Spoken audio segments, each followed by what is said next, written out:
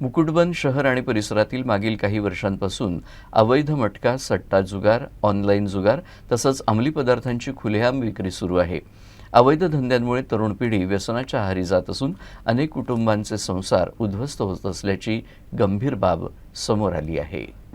मुकुटबन शहरात सध्या 2 मटका डीलर आणि 2 ठिकाणी मटका सट्ट्याचे अड्डे सुरू आहे।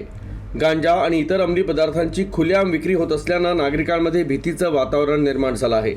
त्यामुळे शालेय तसंच महाविद्यालयीन विद्यार्थ्यांचं भविष्य धोक्यात आलं आहे, तर महिलांनाही असुरक्षिततेचा सामना करावा लागत आहे।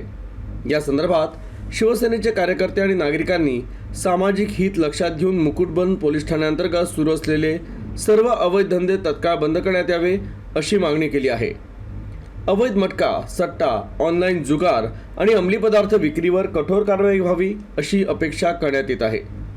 या अवैध व्यवसायामागे कोणीही असो त्यांच्यावर कोणताही दबाव न ठेवता कठोर कायदेशीर कारवाई करण्यात यावी अशी मागणी निवेदनाद्वारे वरिष्ठ अधिकाऱ्यांकडे करण्यात आली आहे। अन्यथा येणाऱ्या काळात नागरिकांना आंदोलनाचा मार्ग स्वीकारावा लागेल असा इशाराही देण्यात आला।